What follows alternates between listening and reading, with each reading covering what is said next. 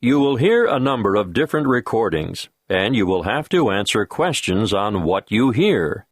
There will be time for you to read the instructions and questions, and you will have a chance to check your work. All the recordings will be played once only. The test is in 4 sections. At the end of the test, you will be given 10 minutes to transfer your answers to an answer sheet. Now turn to Section 1. Section 1. You will hear a conversation between an officer of the Small Claims Tribunal and a consumer who wants to make a claim. First, you have some time to look at questions 1 to 6.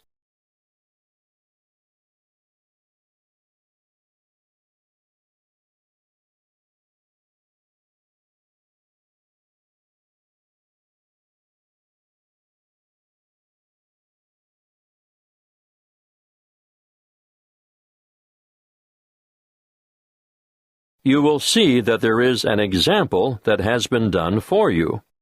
On this occasion, only the conversation relating to this will be played first. Good afternoon. How can I help you? Good afternoon. I'd like to lodge a claim. Certainly. Name? Emily Jane Appleby. Appleby. That's an unusual name. Sorry, what did you say your first name was again? Emily Jane.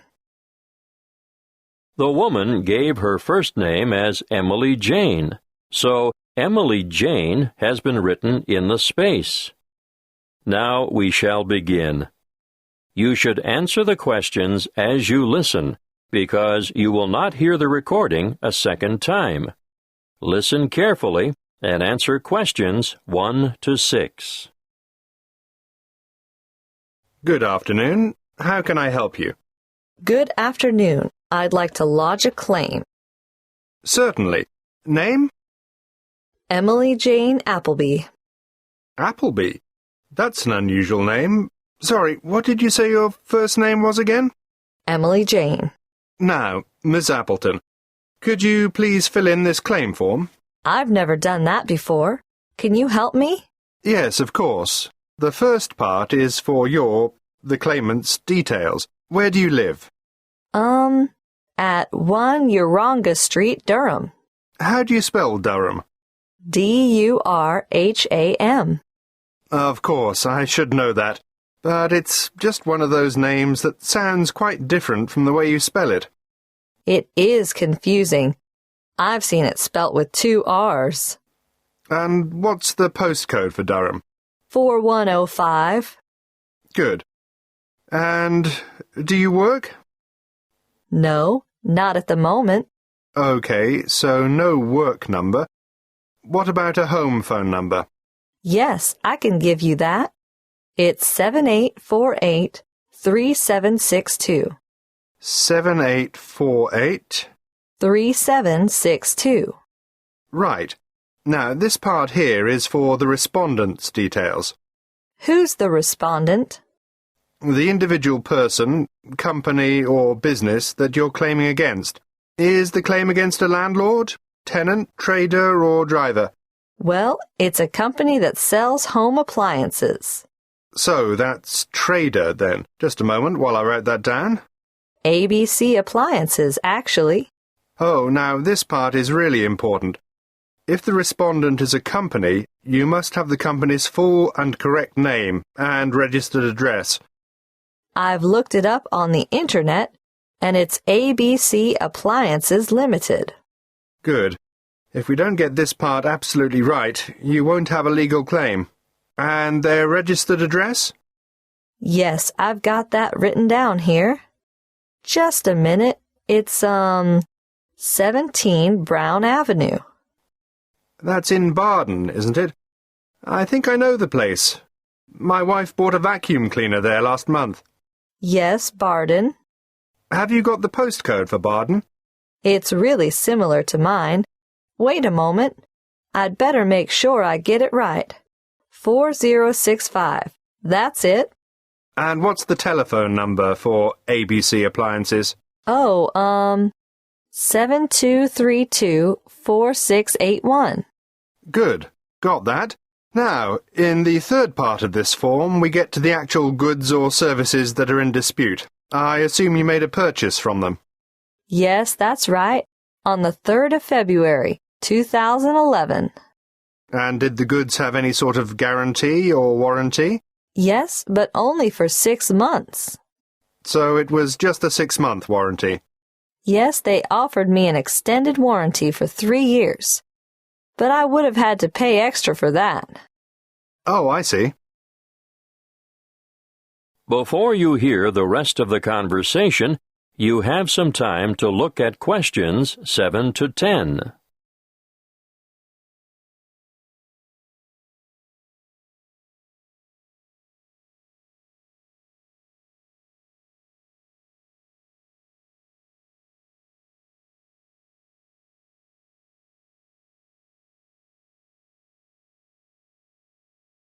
Now listen and answer questions 7 to 10. You'll need to give a full description of the goods involved, the nature of the defect or fault, and any other relevant particulars. So, tell me, what did you buy? I bought a washing machine. Yes, but what brand, model, and serial number? The brand name was Mallard, and it was the Whisper model. Serial number, just a moment. I've got the warranty papers in my bag. Yes, here it is. Serial number XY303. Great. Now I need to know how much you agreed to pay. It cost £1,000. Did you trade in your old machine? Yes, as a matter of fact, I did. Okay. Now, what were you given for the trade-in? £250. So, in actual fact, the purchase price you agreed on was £750. That's right.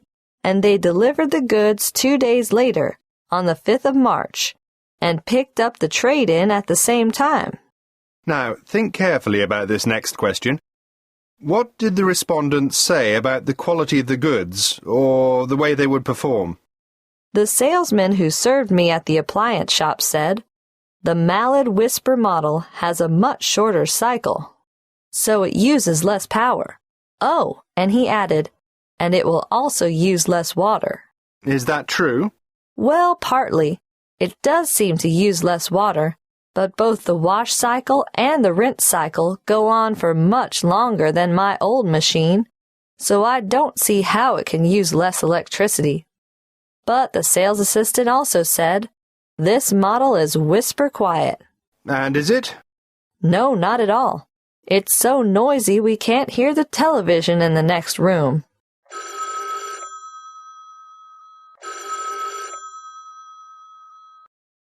Excuse me, I have to answer that. Would you mind waiting? I'll get back to you in a minute. That is the end of Section 1. You now have half a minute to check your answers.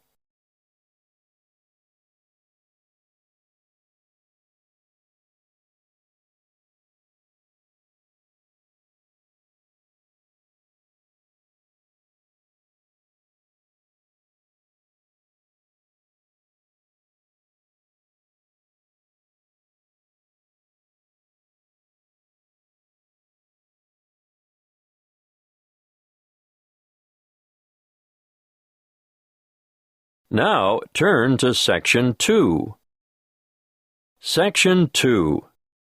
You will hear a representative from Dreamtime Tours giving information about a particular tour option. First, you have some time to look at questions 11 to 14.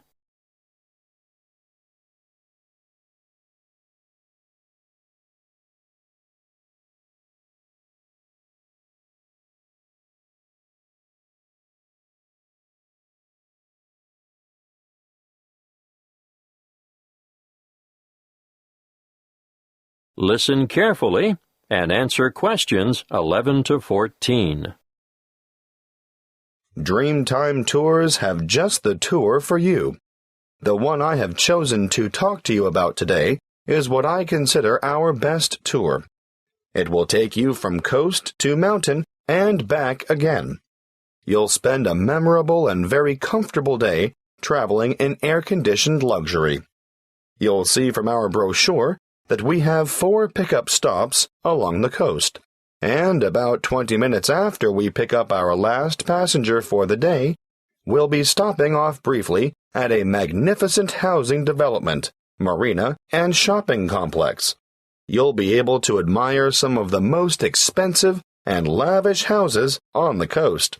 And here we'll take a quick walk around the waterfront.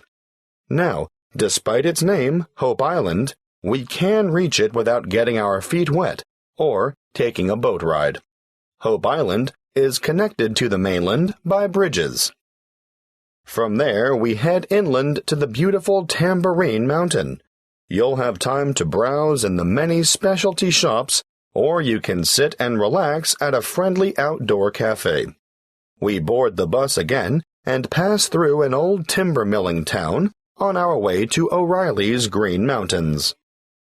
Once there, you might wish to venture across the famous Treetop Walk, which is a bridge suspended in the canopy of a rainforest. Definitely not for the faint-hearted. If you're not up to the excitement of this walk, or perhaps after you've done it, why not enjoy lunch on the balcony of O'Reilly's restaurant? Before we leave, you'll have time for a stroll through the botanical gardens, or perhaps you'd like to feed the beautiful parrots and other birds. We'll supply the birdseed.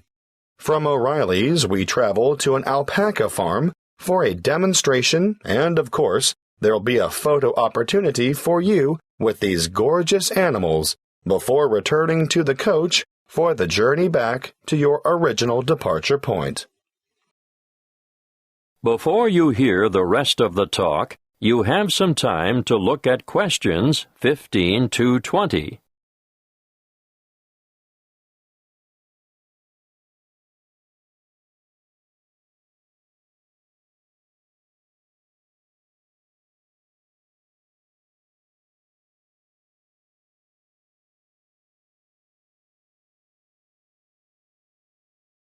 Now listen and answer questions 15 to 20. If I've persuaded any of you to sign up for this tour, take a look at our Dreamtime Tours brochure. You'll see that you can book over the telephone, or you can make reservations through the reception desk. We generally have a member of staff manning the desk from 7:30 a.m. to 9 p.m. every day of the week. Don't hesitate to ask reception staff any questions that you might have about this tour or any other tour, and be sure to make it known if you have any special needs. We'll do our best to make your trip rewarding and worthwhile. If this is the tour you want, be sure to specify Green Mountain Tour, and note that these excursions are full-day tours on 3 days of the week only, Sunday, Monday, and Friday, although we're hoping to have a Saturday tour available by next year. You'll see that fares are extremely reasonable, with each adult paying just $37. Now, that's not bad for a trip of around 280 kilometers, is it? If you want to bring the family, obviously, the Family Pass is great value at $94. That includes 2 adults and 2 children. But if you're an older adult, over 65, in other words, a senior citizen, your fare is discounted too. You'll pay a bit less than the full adult rate. Please note the departure times. We adhere to these strictly. The coach will leave the southernmost point of Coolangatta at 10 to 8 sharp, travel through Burleigh, and on to Surfer's Paradise, which is our most popular pickup point, departing from there at 8:30 in the morning. At 8:45, we make our last pickup at Labrador. May I remind you to dress appropriately for the day? Ladies, no high heels, please. Comfortable walking shoes are what is required, and I always recommend that everyone takes a light jacket because the mountain air can be quite cool compared to the heat and humidity of the coastal regions. Oh, something else I should remind you of. The prices quoted in the brochure are just for coach travel, although we can arrange for a minibus to collect you from your accommodation and bring you to the departure point free of charge. If you want to avail yourself of this service, be sure to let the booking clerk know. You will need to bring along extra cash or a credit card to cover expenses such as optional side trips, food and drink, and, of course, entrance fees to the various attractions. Well, that's all I have time to tell you. If you have further inquiries, please use the phone number on the brochure. That is the end of Section 2. You now have half a minute to check your answers.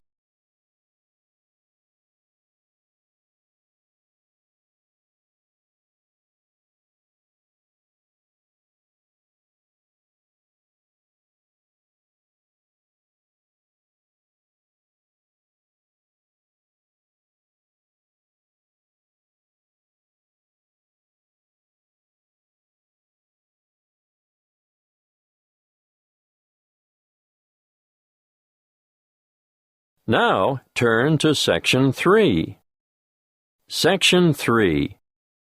You will hear a conversation between two training college students and their liaison officer who is enrolling them in a volunteer program which provides English language support in a local secondary school.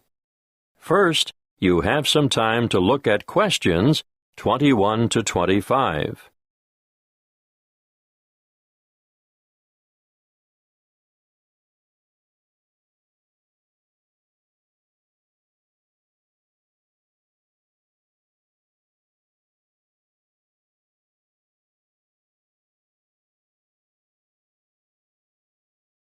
Listen carefully and answer questions 21 to 25.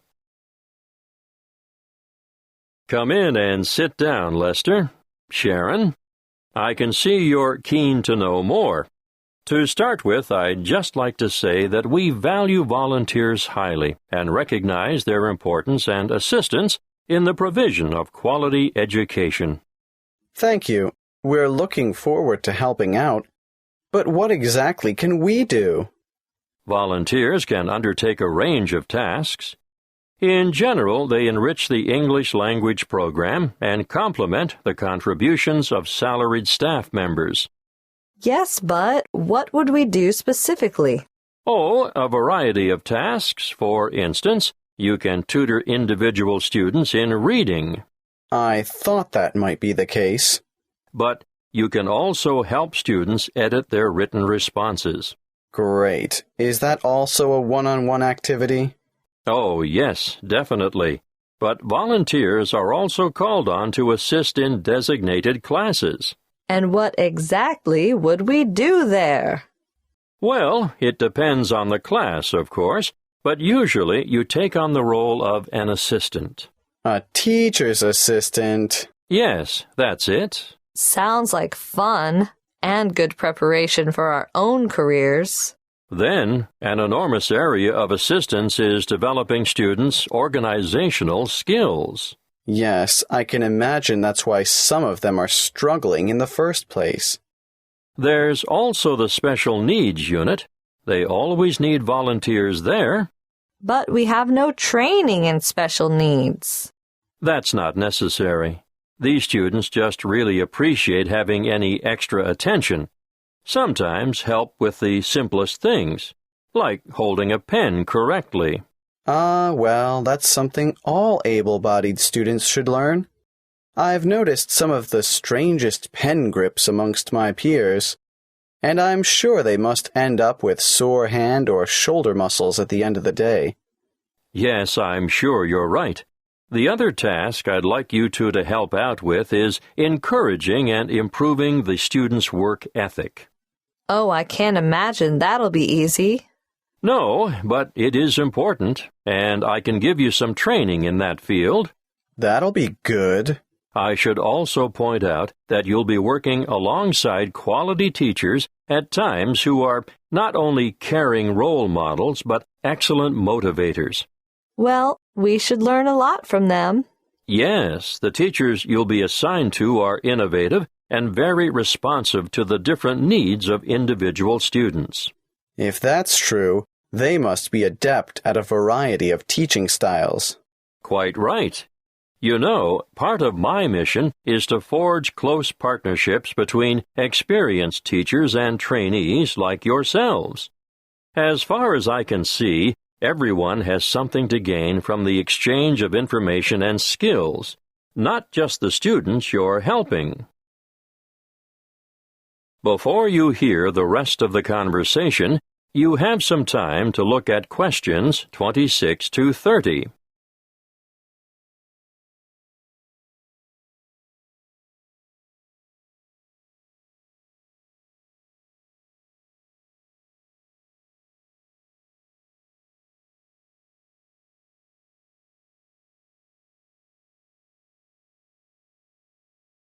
Now listen and answer questions 26 to 30.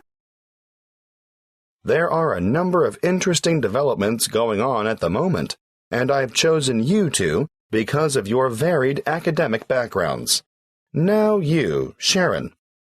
I majored in business studies before I came to Teachers Training College. Yes, exactly. Well, I've always been more interested in science, marine biology in particular. Yes, I think it's quite exciting. The school you're going to assist at is augmenting the number of vocational learning experiences offered within its subjects. Educational philosophy these days seems to recognize the importance of increasing practical components in the curriculum. Areas of development being pursued include building and construction, agriculture, business education, and hospitality. But the Marine Studies course is already well developed. Oh, now I see where we fit in. You'll find that the school has an excellent library and audio-visual collection. There are 3 computer laboratories and a special needs network with 6 stations. Ah, they are well equipped. Wait till you see their independent learning center. What's so special about their ILC? They have the most sophisticated self-learning software I've ever seen in this region of the country. Really? Uh-huh. And there's a wide number of extracurricular activities, an extensive sporting program. Oh, sport? Not my thing at all. Well, no, maybe not. But they also promote students' participation in different scholastic competitions. I'm impressed. I think we're going to enjoy this. That is the end of Section 3. You now have half a minute to check your answers.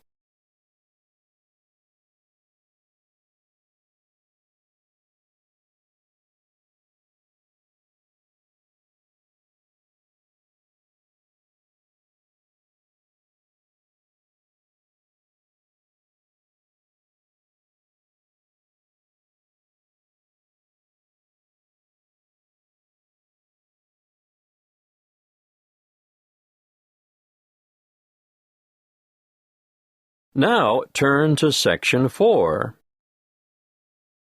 Section 4. You will hear a talk by a health studies lecturer on anxiety. First, you have some time to look at questions 31 to 40.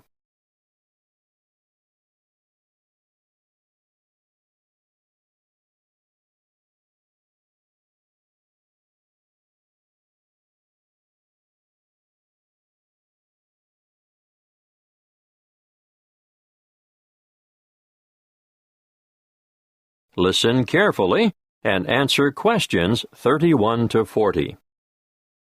My talk today is on anxiety.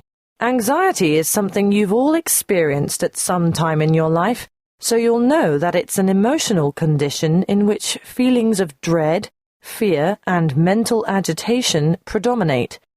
However, what we call an anxiety state or anxiety neurosis or phobic state, they all mean the same thing, is characterized by anxiety reactions far greater than those normally expected for the circumstances, and these reactions may be severe and prolonged. This is the most common form of neurosis in westernized countries. Usually, normal anxiety decreases with repeated exposure to the feared situation, whereas a neurotic anxiety tends to increase. Gradually, the person is inclined to avoid the feared situation and views it with increasing dread. Sometimes there may be an inherited tendency for this, but usually environmental issues are more important.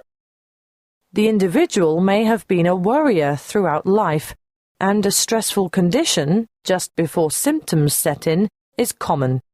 Often there is a gradual build-up of anxiety, possibly for weeks or months, before the ultimate break occurs. The precipitating cause is usually one of great significance to the patient, often related to personal events, such as bereavement, a breakup, threats to career, health, or personal integrity. What are the symptoms of phobia? Well, phobic states often develop into severe, crippling challenges that can be very difficult to overcome. The person develops a fear of certain situations. It's not uncommon to have one or more of these present at the same time. I'm going to name some frequent phobias and give you a description of their symptoms. Let's start with agoraphobia, which is when the person has an intense anxiety about venturing outside the safety of the normal home surroundings. It may be impossible for this person to ever go out alone. Their fear of public or open spaces is completely irrational, and they often end up leading very secluded lives. Claustrophobia, on the other hand, is a morbid fear of closed-in areas or places. If you see me taking the stairs instead of the lift, think about it. Am I trying to get more exercise, or am I trying to avoid the confined interior of the lift? And I'm sure you all know people who are afraid of flying. Sometimes it's the fear of being enclosed in the aeroplane itself, and you can imagine how the cramped confines of airline toilets are really bad news for these sufferers. Now I'll move on to discuss social phobia, which, believe it or not, is more common in men. It's an acute anxiety that develops when they are in the presence of others. They feel self-conscious, apprehensive, and embarrassed. If attention, real or imagined, is focused on the sufferer, he becomes uneasy and may blush, stammer, or stutter. Some sufferers even develop tremors, shaking or trembling movements of a part or parts of the body.